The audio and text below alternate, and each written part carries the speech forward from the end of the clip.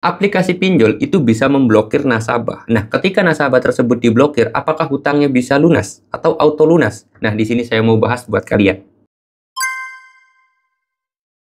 Assalamualaikum warahmatullahi wabarakatuh, teman-teman semuanya. Pada kesempatan video kali ini, saya ingin membahas ataupun menjawab sebuah pertanyaan yang mungkin agak sedikit lucu juga. Ketika ada pinjol yang memblokir nasabah, apakah hutang nasabah tersebut auto lunas?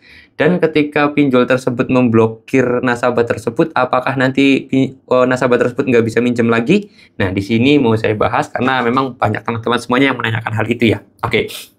Jadi memang benar, mungkin kalian juga pernah mendengar ya istilah bahwa nasabah terblokir, nasabah yang diblokir gitu kan. Nah, itu nasabah yang diblokir itu maksudnya gimana sih? Nah, nasabah yang diblokir biasanya ya dalam masalah pinjaman itu adalah nasabah yang sudah tidak bisa lagi meminjam di pinjol tersebut atau di di kredit kayak gitulah. Biasanya kenapa kok diblokir? Karena nasabah tersebut sudah masuk skor 5. Skor 5 itu artinya nasabah tersebut punya utang tapi nggak dibayar-bayar, itu namanya nasabah masuk skor 5. Nah, biasanya nasabah tersebut diblokir. Nah, ketika diblokir ini, nasabah tersebut sudah dipastikan atau sudah dijamin nggak bakalan bisa minjem lagi di aplikasi tersebut, teman-teman. Jadi misalkan nih kalian itu punya punya pinjaman di Shopee, kalian tuh nggak bayar-bayar. Nah, Shopee ini memblokir kalian, diblokir. Suatu saat kalian itu sudah ngelunasin hutangnya di Shopee gitu kan, tapi karena kalian itu sudah diblokir sama Shopee, mau minjem lagi nggak bisa. Nah, mungkin sering kan kalian itu kayak gitu, itu namanya nasabah yang diblokir.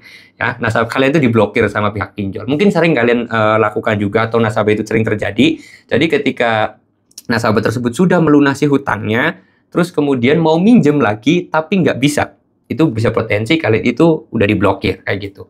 Nah, ada juga nasabah yang nggak melunasi utang sama sekali. Kalau tadi kan kalian itu udah melunasin utang. Nah, ada juga nasabah yang punya, misalkan kalian nih punya utang di Shopee, kalian tuh nggak bayar, akhirnya diblokir. Nah, kalian otomatis nggak bisa minjem lagi. Apakah hutang itu akan lunas secara otomatis?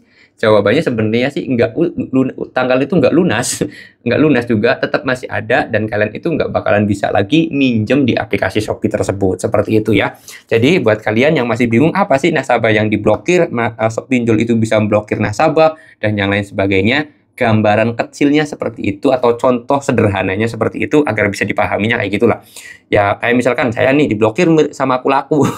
Jadi misalkan saya itu dulu pernah punya pinjaman di aku laku, terus kemudian saya itu nggak bayar galbay lah gampangnya. Terus kemudian tidak lama kemudian saya lunasin tuh hutangnya. Sekarang saya mau minjem di aku laku itu nggak bisa. Kenapa? Karena nama saya sudah diblokir di aku laku.